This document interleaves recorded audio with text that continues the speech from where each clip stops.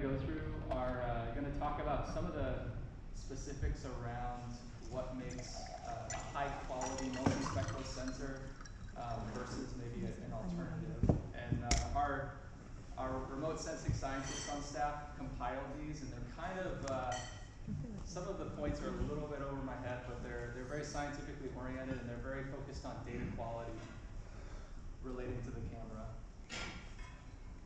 So the first thing is looking at the bandwidth of the spectral bands of the camera that you're considering. So there are a lot of different multispectral sensors on the market. And sometimes when you're looking for those specs on those cameras, you have to dig pretty deeply into the website of whatever camera you're looking at to find the center wavelength and bandwidth of the spectral band. So earlier we were talking about red and being at the very trough of where red light absorbs. So the center wavelength and bandwidth of that red band is 668, and then 10 nanometers wide is the bandwidth. So the narrower the band, the more precise we can be about the reflectance data that we're collecting. So this is kind of a more realistic reflectance profile of the plant, like what we were looking at before. So percentage reflectance on the y-axis, and then the actual positions of the spectrum on the x-axis. And then we've got the bands that are being captured by the red edge and the Altum here. So blue, green, red edge, and near infrared.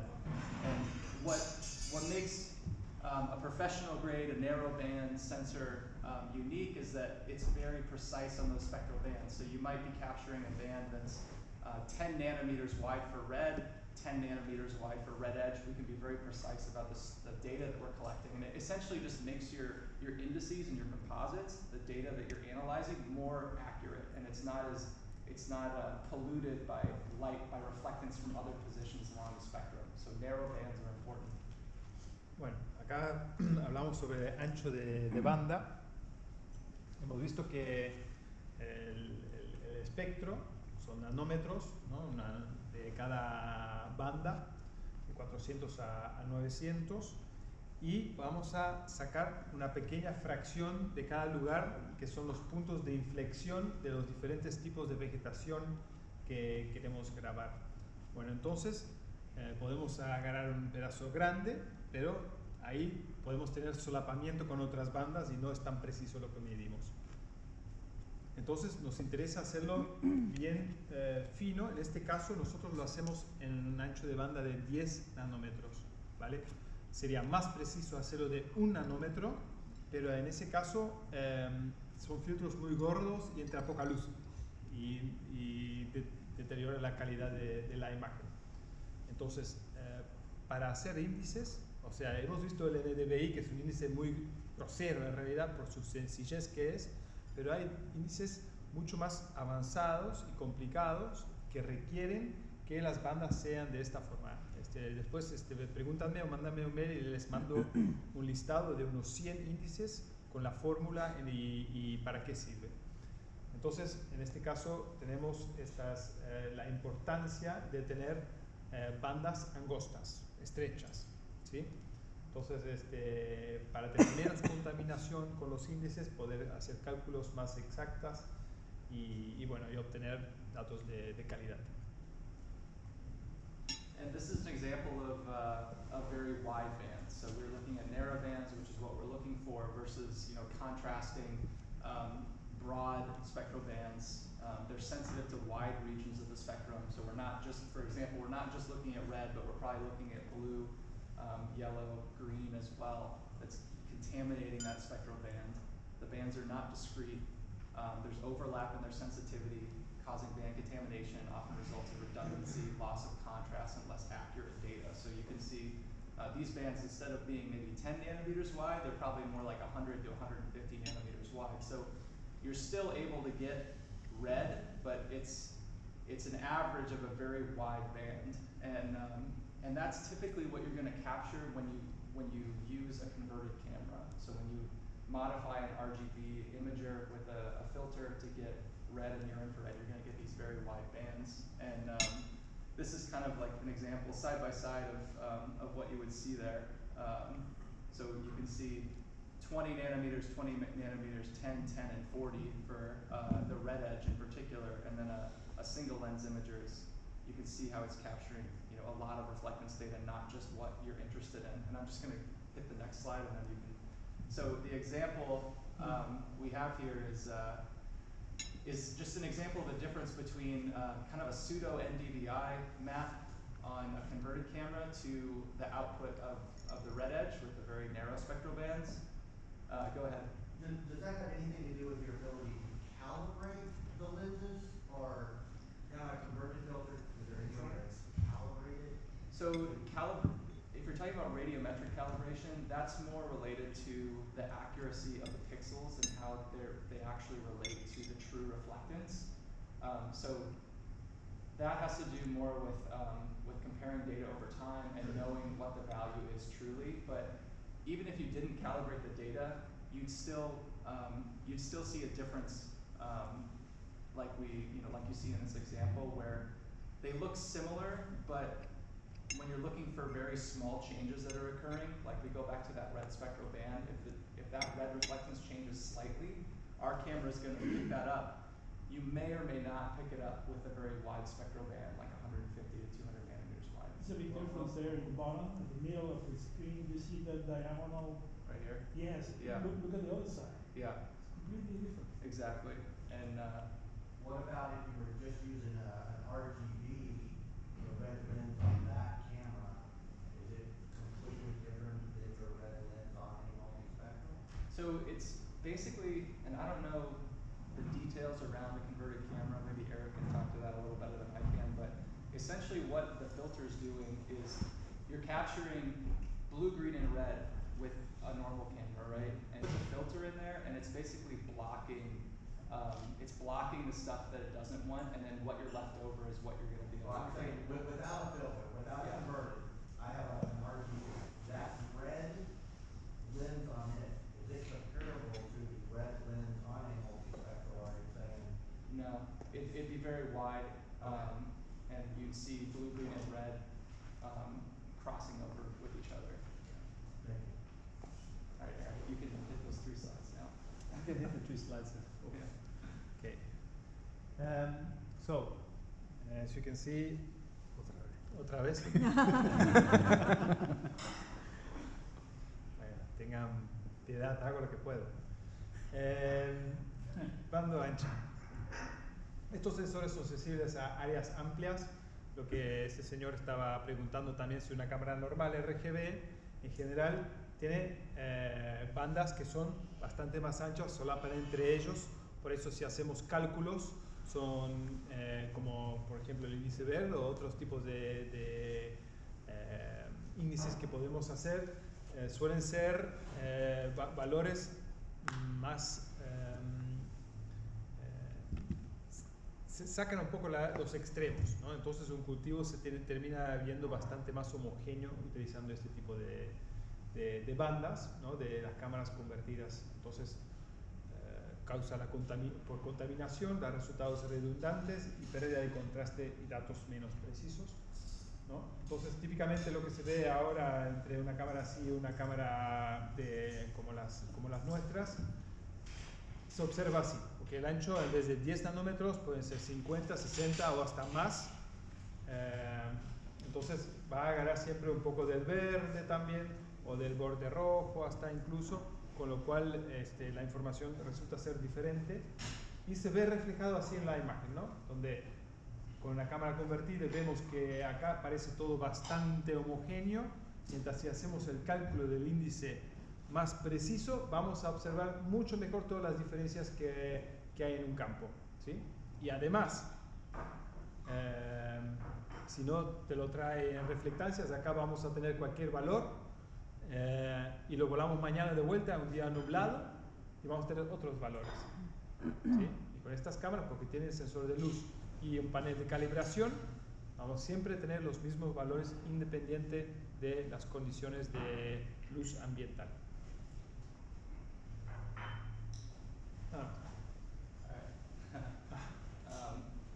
So another thing to keep in mind is more on the hardware side, and what kind of shutter that the camera has. So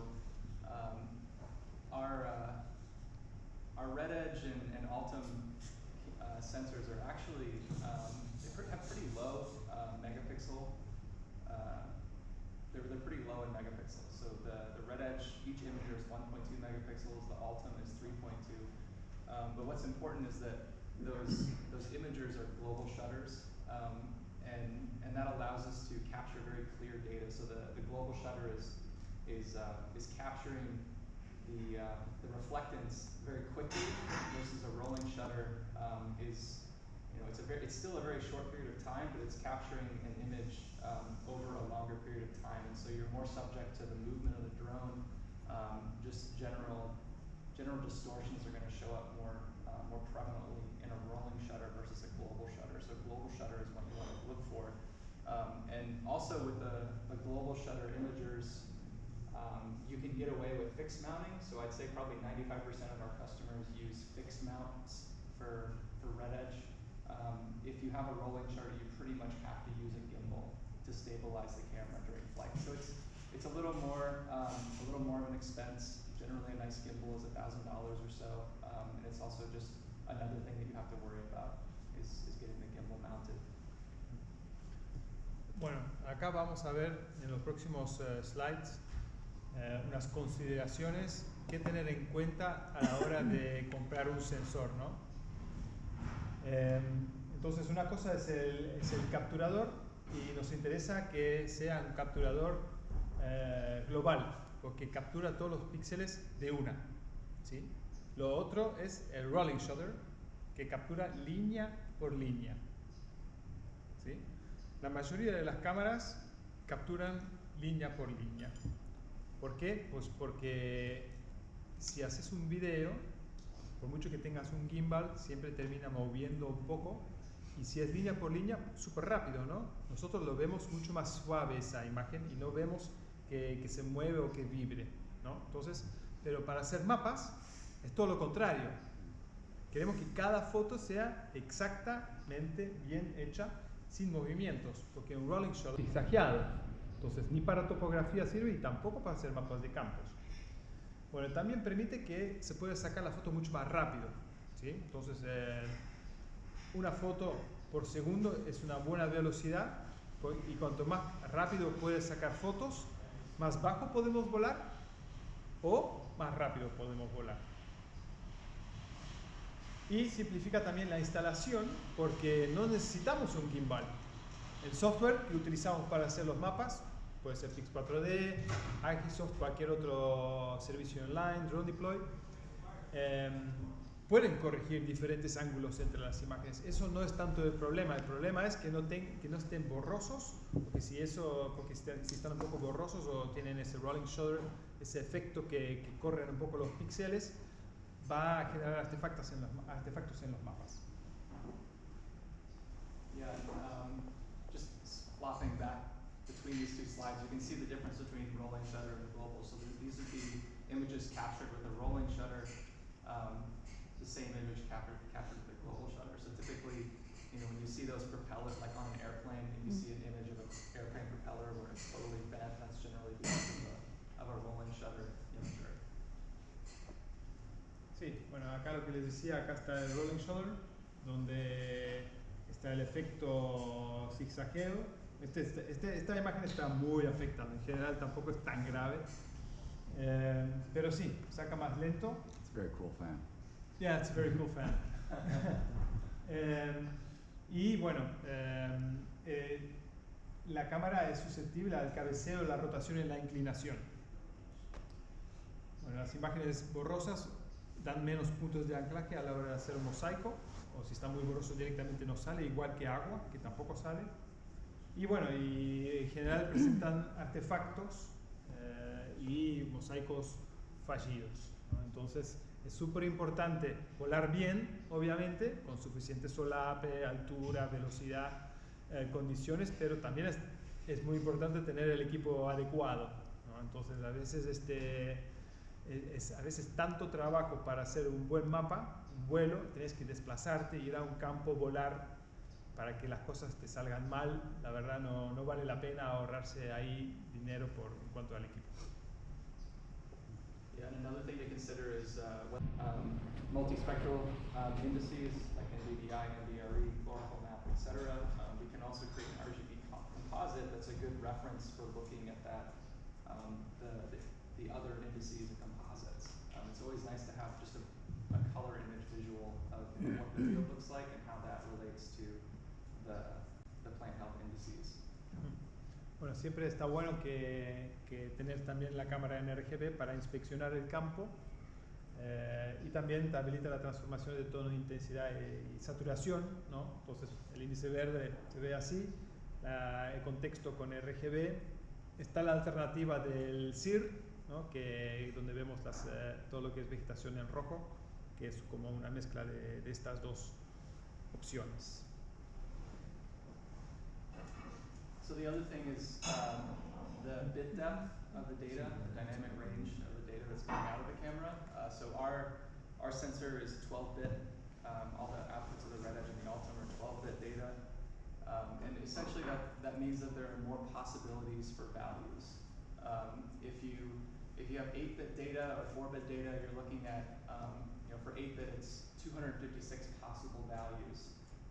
For 12-bit data, you have 4,096 possible reflectance values. So it just basically means that you're getting more granularity on the changes that are occurring in that plant. So this is kind of a fun example down here. So you can kind of think about it this way. So the plant is very healthy, and then it goes from healthy to being noticeably stressed. Whereas that would be an example of something like 4-bit data, where you've got 16 different possibilities. I know there's not 16 leaves, but just imagine there were 16 leaves there. And that's basically your range. Those are the possible values that you can have on the file or on the image. Whereas you've got a much larger circle over here of 4,096 different leaf colors that you could possibly identify.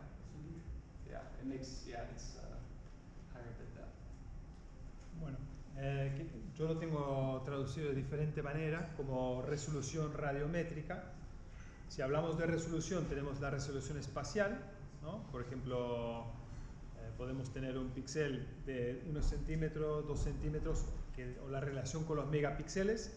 Está la resolución espectral, que significa cuántas bandas espectrales tenemos, 5 o 20 en caso de una hiperespectral, o 3 en caso de una RGB. Y también está la resolución radiométrica, que lo que dice en realidad es cuántos tonos de gris tenemos para cada banda, ¿sí? Una imagen de 2 bits es blanco y negro solamente. 4 bits son 16 niveles de gris, 8 bits 256 y 12 bits. Bueno, nuestras imágenes tienen 12 bits. ¿Y por qué es importante? Porque en el cultivo no es tan homogéneo. Vemos que el verde, el infrarrojo, termina saturando, son todos valores muy altos.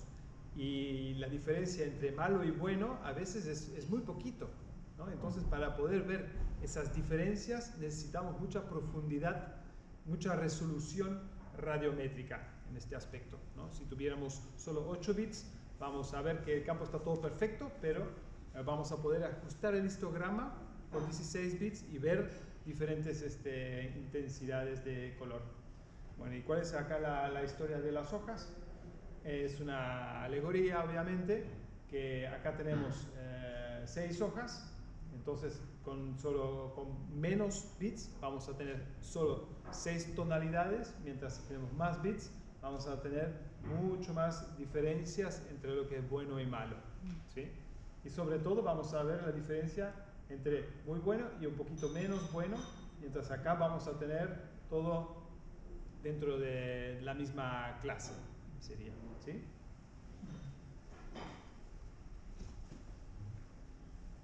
So another thing is AGC, automatic gain control.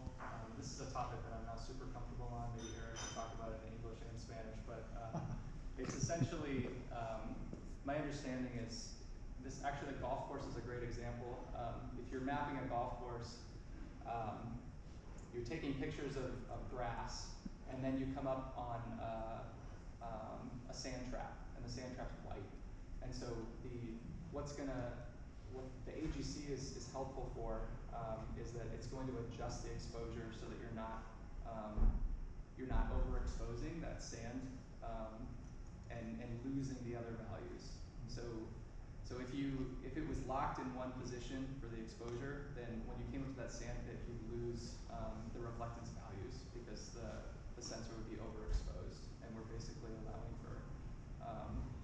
adjusting depending on the higher or lower reflectance of the images that are being captured. Yeah, I don't think I will add English, in English first, and then I will translate a little bit about this story. And this has a bit to do with the history on how we made multispectral data. So there are two ways to make a picture, which is with a fixed exposure time and with an automatic exposure time. So when you have very bright objects, the exposure time, if you put it in automatic, will be shorter. Else you will get the overexposure on the picture. And the same for very low, it will be open during a longer time. But as we go moving, and we have always different objects in every picture, it happens that the sand, as in this case, makes that the rest of your field is getting very dark, or the other way around, that you get this kind of problem. So what we usually did before was make a fixed exposure time, so everything comes in the same way. But the problem is, if you have different light conditions, it varies a lot, and maybe you can get overexposed images on a very bright day and dark images on a very cloudy day. So that's why we need to do it in an automatic way, but to prevent that we have overexposed pictures, we need this technique, which is the automatic gain control. ¿Ya? Bueno, ahora viene en español, un poco más. Lo que hace acá es cuando volamos en un lote, la cámara puede ser de forma automática o de forma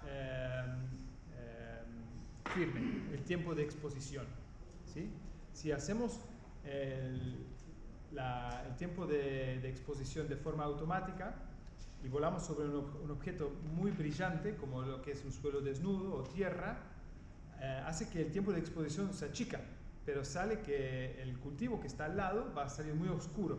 O si salimos solo en cultivo y sale un pequeño pedazo de tierra, puede salir sobreexpuesta también algunas partes de tu mosaico. Entonces, para prevenir eso, se volaba antes con tiempo de exposición fija, pero con diferentes condiciones de luz. Puede ser que todo sale sobreexpuesto o todo sale muy oscuro. Entonces tenía que manualmente adivinar cómo estaba la luz y ajustar la cámara. Entonces eso no es práctico, y para encontrar una solución a eso se hace de forma automática, pero para que no ocurra esa sobreexposición y baja exposición, está este control de ganancias automáticas para que las imágenes siempre salen bien. Entonces, independientemente de la cantidad y diferencia de objetos que hay en un lote o en una imagen, la calidad va a ser homogénea y constante, más o menos. Thanks for the backup. And then another thing is, what's the field of view of the camera? So the red edge is pretty narrow as cameras go. I think it's a 47-degree field of view. And what that does is it allows you to have cleaner data on the images on the material that you're actually imaging. And wider field of view isn't necessarily bad. It kind of depends on what the application is. So if you're covering a bunch of field crops, a wider field of view that's not getting as much spatial resolution on the plant canopy, maybe it's sufficient. Like for example, the Sequoia from Parrot has a 72-degree field of view. It has the same megapixel imager as the red edge, 1.2 megapixels. Because the field of view is wider, 72 degrees instead of 47, the spatial resolution on that is about 12 centimeters per pixel versus the red edge at 8 centimeters per pixel. So a narrower field of view basically means you can get more out of that imager and just get more information on the images that you're capturing. And you could add to that in English if you want. Well, what we have here, lo que tenemos aquí, yo no traduje el slide, no me dio el tiempo, es sobre el ángulo de la cámara, ¿no? La Red Edge no tiene un ángulo súper amplio, ¿no? Por ejemplo, una GoPro sí. ¿Se acuerdan las primeras imágenes de la GoPro con el horizonte todo así? Y ves casi el 180 grados de campo de visión. Pues la Red Edge no es tan así, pero hace que tenés mayor resolución, ¿sí? Y menos distorsión. Entonces aprovecho mucho más la imagen a la hora de hacer los mosaicos, ¿no?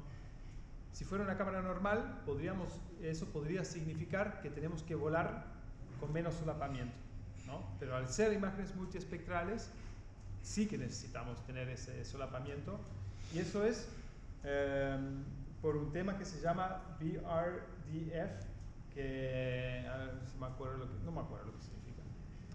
Lo que significa en la práctica es cuando van en el auto al lado de un campo y es el atardecer, ves el reflejo del sol en el cultivo, pues ese es este efecto, ¿sí? Porque si tenemos un dron acá y el sol acá, el cultivo también refleja la luz directa, ¿sí? Entonces, como la cámara va moviendo y siempre vamos a tener otro foco de iluminación del reflejo del sol en el cultivo, necesitamos ese solape, y al reducir un poco el ángulo disminuye ese efecto. Si no hacemos la cosa bien, un campo va a salir unas bandas más claras, típico efecto PRDF. And then how accessible is the data that's being collected by the image? So the raw images that are coming out of the camera, how accessible can you access the metadata? How easily is it to process the data? Are you confined to a specific processing solution and it's kind of a black box where you put the data in and then you get an output? Or is it more open source where you have many different options, and you could even develop your own processing solution through coding if you wanted to? So those are kind of the polar opposites of kind of having a black box that's handling your data versus being open-ended, open source. So Red Edge data is, we provide all the documentation on how to extract the metadata to process. We also post on GitHub how to align the bands and radiometrically calibrate. So we try to be open, which basically allows for many different companies to handle Red Edge data. So Pix4D can process our data, Agisoft, Icaros, Harris, Solvi, Aerobotics, 3D Zephyrflow. There's a number of different ways you can process the data. Bueno, tenemos diferentes soluciones para acceder a los datos. Son GeoTIFF, cada banda es diferente, bueno, se guarda en una tarjeta SD, saca la SD, la guardas en la computadora o directamente con USB ya en el Altum, donde se hace indefinida también la cantidad de datos que podemos guardar ahí. Y después hay varios software en el mercado que hacen este tipo de mapas. Lamentablemente para todos no hay nada gratis, todo es de pago por ahora. Y son Pix4D Mapper, en primer lugar, también Agisoft, Icaros, que son como los tres desktop, y después hay unas cuantas soluciones en la nube también, como Solvi, Aerobotics. Solvi es muy usado para granos y Aerobotics de Sudáfrica para cultivos tipo frutales, árboles y demás. Hay un software de Microsoft que te permite hacer la ortofoto sin costo y que después puede hacer los índices directamente en el sin costo. He says that there is a software from Microsoft that makes the maps, also the multispectral maps, for free. I remember that there was one, it's called ICE, from some years ago, but that was just to make some panoramics. Yes. Maybe that evolved. Y se sirve para hacer ortofoto sin problema. Ortofoto. El único problema es que hay que hacer la georreferenciación después manual en el QGIS para que te quede georreferenciada la imagen. Sí.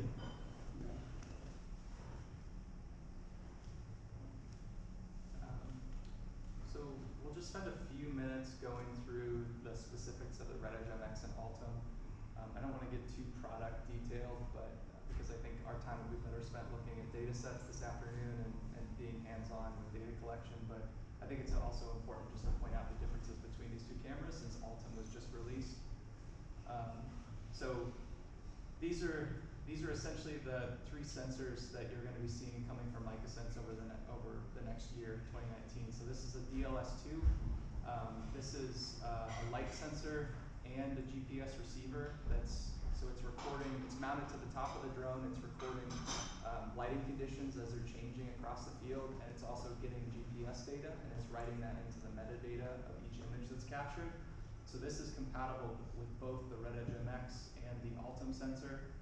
So these three in total are going to be what are generally used from MicaSense over the next year. So both cameras have fast capture rates, up to 1 capture per second. That means that you can fly pretty fast and still collect the needed overlap, 70% overlap to process the data. We talked about global shutters. Everything's global, so the images are distortion free. The data is geotagged. They're rugged sensors. They integrate into almost any drone. As long as you can carry the weight and power of the sensor, you can use it on your drone. Each of these has 5 narrow spectral bands. So the bands are the exact same. The center wavelength and bandwidth of each of those are the same: blue, green, red, red edge, and near infrared. And then the difference on the Altum is that it's got a 6th thermal imager from FLIR. So that's what you see right up here. And both are capturing radiometrically calibrated data. So the light sensor helps with the radiometric calibration, but we also send a panel with the kits, a calibration panel that you take a picture of before the flight, and then you can use that in processing to make your data more accurate radiometrically. So, este año van a ver por el lado de MicaSense estos 3 sensores. El de abajo es el Altum, que trae el canal termal, que está aquí en exposición. Este es la red desde siempre, simplemente tiene ahora una cáscara de aluminio en vez de plástico. Y arriba es el sensor de luz, que ahora tiene el GPS integrado y no solo saca la luz desde arriba también, sino desde diferentes ángulos, como pueden ver, porque la luz ambiental también resulta que afecta bastante la calidad de los datos. Este sensor de luz es compatible con ambos sensores. Bueno, están hechos para los drones, obviamente, no tienen ninguna parte que se mueva, por eso son fuertes. No tienen distorsión las imágenes porque son global shutters, sacan rápido, una foto por segundo. Ambos sensores tienen la misma cantidad de bandas, pero este tiene su canal termal. Tienen 2 sensores termales de FLIR que tienen otra resolución, ¿sí? Si acá con el Altum ahora cada cámara son 3,5 megapíxeles, mientras y que te da unos 5 centímetros a 120 metros, entonces la termal te va a dar, how much ground spatial resolution is the thermal camera? 30 centimeters? It's about 80 centimeters per pixel. 80. At 120 meters. Ok, casi un metro. So Red Edge MX, it's 5 spectral bands. You can expect about 8 centimeters per pixel at 400 feet or 120 meters. That's the spatial resolution you can expect. For storage, there's an SD card slot on the side, and the DLS2 is included in part of that, along with the calibrated reflectance panel. There's a Red Edge MX in the back of the room. You guys can look at it during a break if you'd like.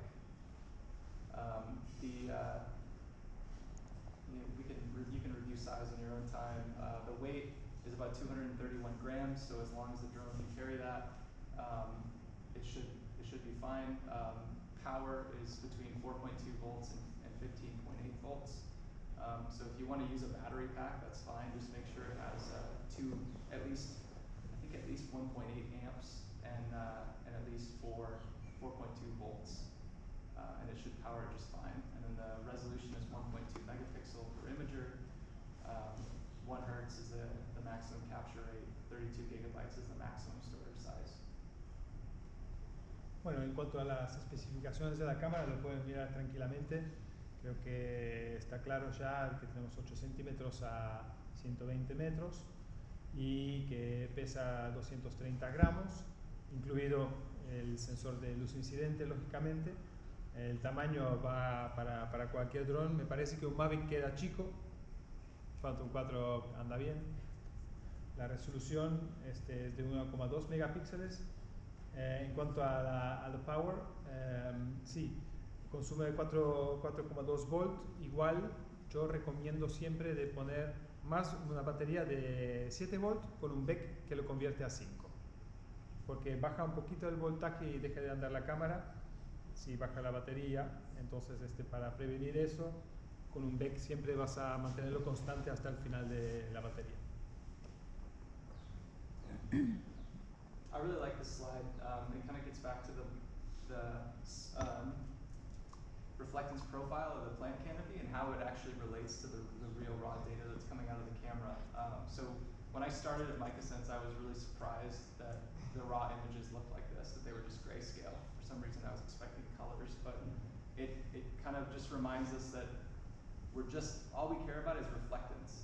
So even though we're capturing data at these different positions, blue, green, red, it's just the reflectance at those positions that we care about. But what I like about this is we're looking at the blue band. So red edge MX is capturing blue, green, red edge, and near infrared. And if we look at the raw outputs, blue, green, red edge, and near infrared, you can see how the brightness or darkness is directly correlated with that plant's reflectance profile. So blue has low reflectance, the blue image is very dark, green is a little bit lighter, green has higher reflectance, etc. For red, red edge and near infrared get brighter and brighter because the reflectance increases in those positions. Lo que explica Drew ahora es que cómo está relacionado, tienen que mirar acá, cada banda con cada lente de la cámara, ¿sí? Y cada foto, cada cámara saca alguna de estas fotos. Lo que se ve acá claramente, o sea, si saco la leyenda, ustedes ya deberían de saber interpretarlos, ¿no?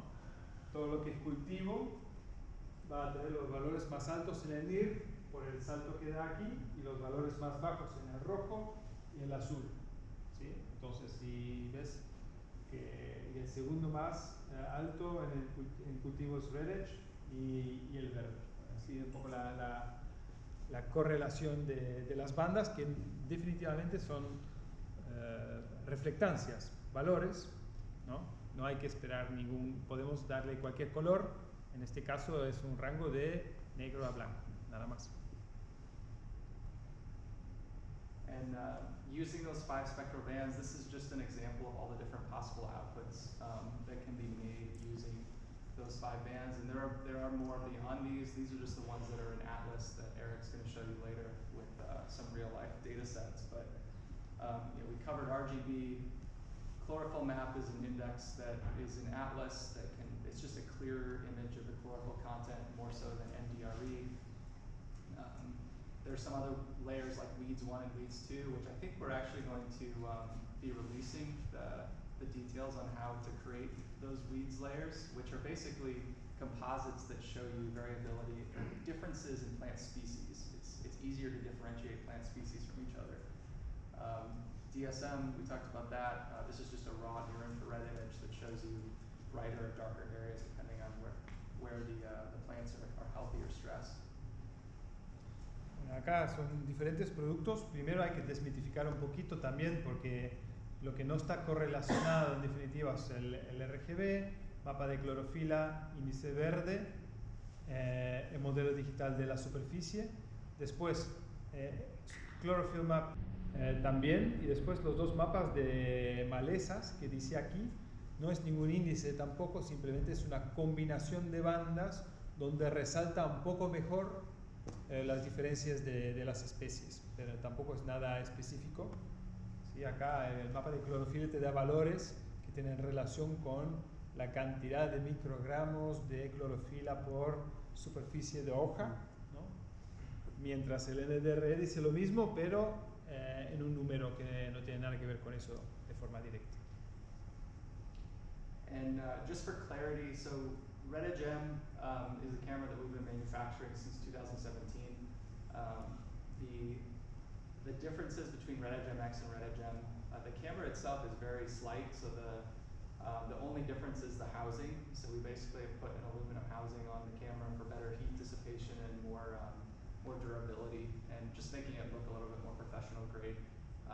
The light sensor is a little bit bigger change, so we've essentially combined these 2 units, the DLS and the GPS, and we're just sending this one DLS2 out, which has the GPS embedded.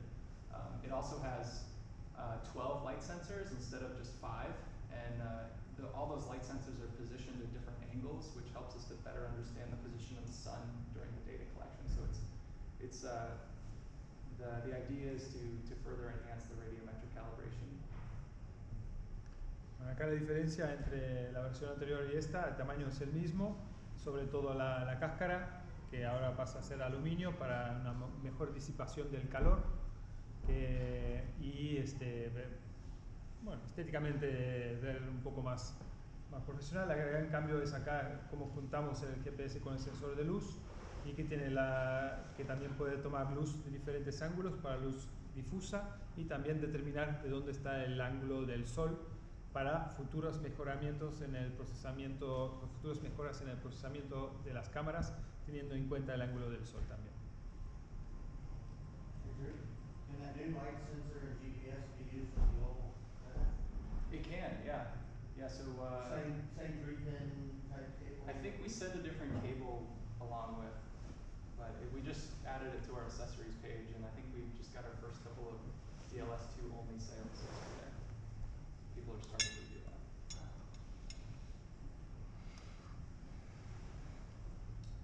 I think this is just a picture of integrations. So we had been offering, I think we're still offering an integration kit for the Inspire 1. This is an Inspire 2. I'm not really sure what the purpose of the slide is, other than just to show a couple of different integration options for the Red Edge MX. There is now integration for Inspire 2 as well, right? Yep. Okay. And is that a straight integration? I mean, just like another type of camera? Or It's a complicated answer. So we have later on we'll talk about the new Skyport adapter that's been added to Red Edge MX and should be added to Altum in the next month or two. So if you have that, you should be able to plug it into the Inspire 2 and pull power. If you don't have the Skyport version, we do have a kit that will allow you to just pull power from the Inspire 2 as well. So there's a couple different ways of going at it. I guess it's more options for. But if you're going with an Inspire 1, you still need to supply power? Yeah, Inspire 1, actually both of these, regardless of whether you have the Skyport or not, they're just going to pull power from the Inspire 1 or Inspire 2. Oh. The communication happens on the Matrice 200 and Matrice 210. With this one, there's no communication. No. Okay, just power. Yeah. Okay. Bueno, acá hay dos ejemplos de Inspire 1 y Inspire 2. Mucha gente le parece interesante para usarlo. Si me preguntan a mí, no lo recomiendo del todo porque en definitiva el Inspire está inventado para hacer buenas películas, ¿no? Hacer cine, está más adaptado para eso. Aunque se puede usar para estas cámaras también. El Inspire 1 y 2 solo agarra la fuente, ¿no? Pero no puedes hacer el manejo de la cámara en sí, solo con matriz 100 y matriz 210, por ejemplo, hacer la planificación de vuelo y especificar la cámara. And I'll quickly go through some Altum information. So we created Altum because in agriculture there are three primary sensors used to gather information about a plant canopy. That's multispectral, RGB, high-res RGB, and thermal. And our customers who are using Red Edge, they asked us for thermal for a camera that has thermal as well. For a long time, we knew that people valued the RGB composite. So what we've done with Altum is we've created a multispectral imager that has higher resolution imagers that also has a thermal sensor from FLIR embedded. And the value is that you're now capturing 3 different data sets in one flight that might have required 3 separate flights, might have required 3 times as much, 3 times as much time in the field. Also, we're combining different payloads into one, so there might be an expense savings on that end. But probably one of the biggest things is that with thermal and multispectral, my understanding from the researchers that we work with is that aligning 2 different sensors and being able to compare the multispectral and thermal data sets side by side is very difficult. And so with Altum, the 6 bands, the 6 layers, the 5 multispectral and 1 thermal are aligned, and so we can compare those data sets side by side.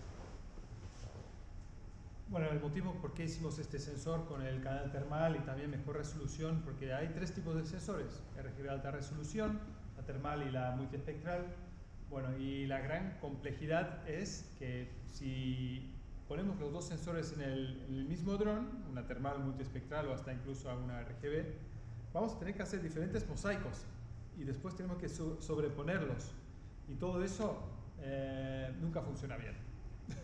Porque la termal tiene una resolución muy baja, la multiespectral tiene otra resolución y si quieres la RGB aparte también. Entonces había como una demanda de, bueno, che, ¿por qué no pueden integrar todo? Como tiene por ejemplo un satélite que te lo trae todo de una.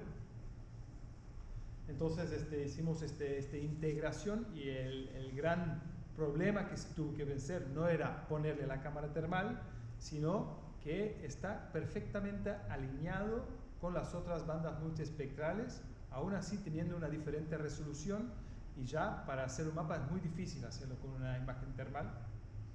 Primero porque la resolución es muy baja y segundo porque diferentes texturas pueden tener las mismas temperaturas, entonces no hay muchos puntos de anclaje, ¿sí? Pero con esta forma sí se puede hacer porque trabaja de forma simultánea.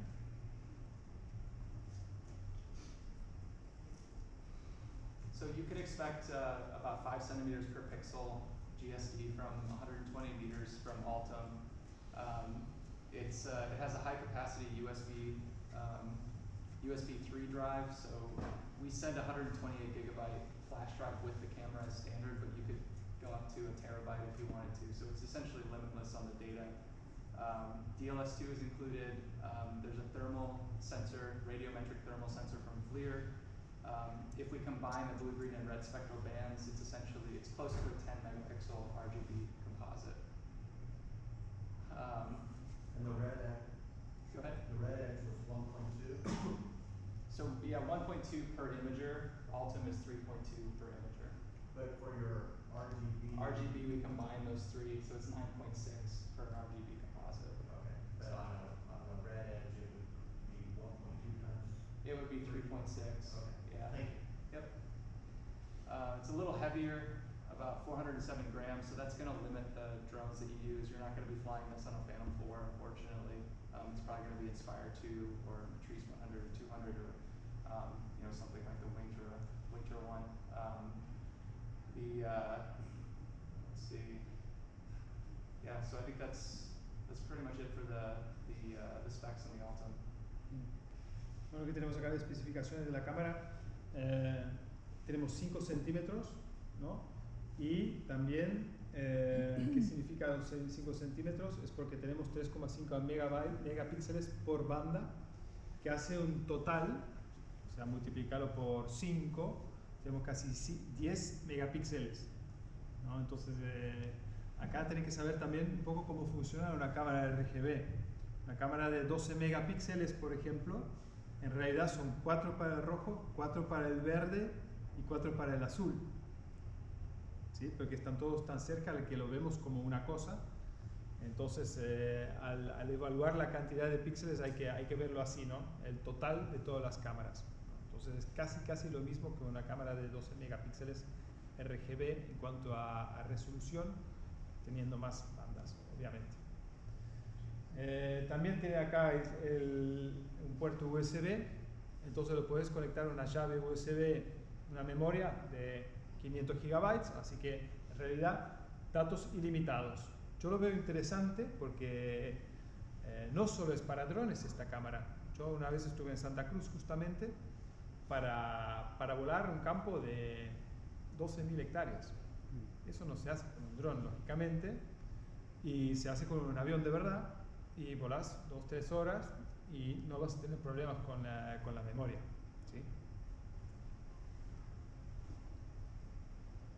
And unfortunately, we don't have any like good stories to tell about Altum data yet because the sensor's so new. So I just wanted to show you a couple of different outputs just to give you an idea of what the outputs would look like. So it's kind of hard to see it a little bit, but this is the RGB output.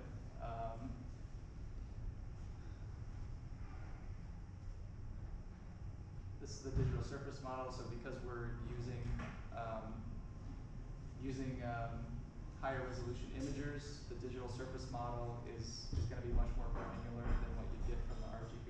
You can also generate point clouds that are pretty detailed, which is kind of a cool output. I think that's something that people who are doing like tree crops would be interested in if they've got power lines running along their field, or they're wanting to know how to prune their trees better. If they have a nice point cloud or DSM of the plant canopy that's very detailed, that's going to give them useful information. And this is an example of the thermal output. The shadows are the coldest areas, so like this would be cooler. Vegetation is generally cooler because it's cooling itself through evapotranspiration. Soil is generally warmer, that's going to hold heat, so all the areas that are bright yellow are going to be soil or gravel. And then like here's a roof that's facing the sun, that's probably going to be one of the hotter spots on the map. Bueno, acá son los primeros datos del Altum. No hay ninguna gran historia para contar porque esta cámara recién salió al mercado hace un mes. Ya está acá en Estados Unidos ya entra el invierno, así que no hay muchos cultivos. Y en el hemisferio sur no hay muchas cámaras dando vueltas todavía. Entonces acá lo que vemos es la imagen RGB. Lo que quiero resaltar acá es sobre todo los colores, que son muy nítidos, justamente porque tenemos ese rango radiométrico muy amplio, con lo cual también dentro de las sombras vamos a poder distinguir los objetos, o un techo blanco también vamos a seguir viendo diferencias, ¿no? Justamente por ese motivo. La imagen, la altimetría también bastante nítida. La gente que vuela con drones y hace mapas, en general no solo vuela para el campo, también hace mapas para trabajos de agrimensura, topografía, también en los campos mismos, porque una vez que está cosechado el campo, podemos hacer la altimetría del lote para ver hacia dónde escurre el agua, planificar mejor la irrigación de un campo, o hacer la prescripción para nivelaciones, por ejemplo, de campos de arroz que tienen ahí en Costa Rica, o en casi todos los países. Es muy importante nivelar bien los campos para que quede bien estancado el agua, para que el arroz crezca bien. Acá también vemos que la imagen termal, lo primero que vemos aquí es que la resolución es bastante menos buena, sobre todo comparado con la RGB, porque el píxel es más grande, pero vemos que el suelo desnudo tiene temperaturas más altas. En este techito vemos que el lado del sol está más caliente que el otro lado. Acá seguramente es suelo arena, suelo desnudo, con el sol se calienta un montón. Áreas de sombra son mucho más frías, y después plantas grandes también vamos a ver que son más frías porque evapotranspiran más y generan su propia sombra. And because the pixels, we're dealing with pixel-aligned imagery, it means that we can, we're doing this with multispectral data as well as thermal, but we can essentially isolate the canopy that we're interested in and get rid of the data that we don't care about. So for example, in this image, there's a lot of dirt and there's some roads. There's a lot of data that's going to give us high values on the thermal map that aren't necessarily, they don't have anything to do with the health of the plant. So what we can do is, there are tools, and I believe there are tools in Pix4D. I know there were tools in Atlas that allow you to get rid of the pixel values that you don't care about, and just focus on the ones that you do. So like this is an example of, this might be small trees or a vineyard or something, and you can basically just get rid of all the other data and look at the plants and see how the variability is occurring in the plants. Sí, lo que acá, porque los datos están perfectamente alineados uno con otro y podemos ajustar el histograma. En Atlas vamos a verlo, o en otros software también, y eliminar todos los valores altos, que sería suelo desnudo, ¿sí? Y al eliminar el suelo desnudo vamos a ver todas las diferencias dentro de lo que es el cultivo, porque si no, el cultivo es frío y el suelo desnudo es caliente. Eliminamos esa parte y vamos a poder ver muy bien todas las diferencias, y vamos a poder empezar a jugar y hacer un primer análisis visual en todo caso. No estamos haciendo ningún producto todavía, pero este es para ilustrar que podemos combinar muy bien los datos porque casen una capa con la otra de forma muy buena. Lo mismo con la clorofila. I think our CTO added this. He thought it was interesting that if you had like an irrigation pond, because the imagers are higher resolution on the thermal, you could determine the how much water is standing in that irrigation pond and how much, basically what the capacity would be of that irrigation pond. This is kind of a cool picture. It shows an RGB image of some irrigation pivots. And then down here you can see how the water coming from that irrigation is causing the plants to be cooler in those areas. So if you use your imagination, you could envision that this would be useful for determining if there's like a plug nozzle or irrigation system isn't working appropriately. It would show up pretty clearly on the thermal map. Bueno, este mapa de altimetría lo agregó alguien en la empresa porque no estamos acostumbrados a trabajar con buenas altimetrías. Y el ejemplo que sacó acá es llenarlo con agua para calcular cuánto agua entra. Es una opción en Global Mapper. Metes el modelo digital de elevación y puedes ver posiblemente áreas de inundación, escurre de agua, simular dónde van a ocurrir ríos o dónde se va a terminar acumulando agua. Eso es como una linda aplicación para la altimetría. Por ejemplo, en una pila poder ver cuánto alcanza de agua y todo Claro, eso. pero para hacer eso, what he was asking is, do I know how much water do I have in a pit? Para saber eso, primero tienes que saberlo vacío. No, correcto, estando vacío. ¿Sí? Sí. It's Puedes the ver same, cuánta agua it's- tiene ahí. Claro, es lo mismo que calcular el volumen de un montículo o de un pozo. Sí.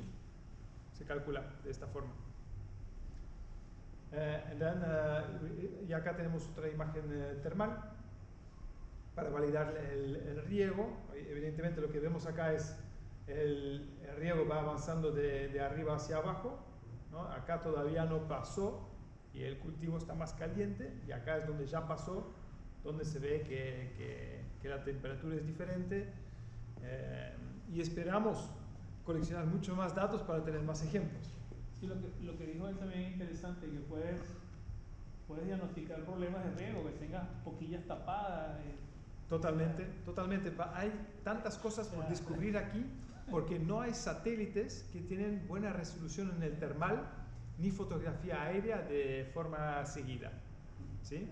Y después hay gente que tiene una cámara termal de FLIR que hace mapas, pero no en simultáneo, no logran combinarlo muy bien con imágenes RGB. Entonces con esta cámara van a surgir un montón de aplicaciones más, porque unos años atrás, cuando salieron las primeras imágenes multiespectrales, la gente decía, ¿qué voy a hacer? Voy a ver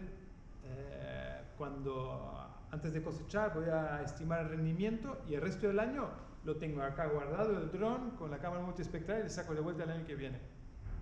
Hoy día se vuela todos los meses porque ocurren nuevas aplicaciones continuamente, y esto es un campo inexplorado.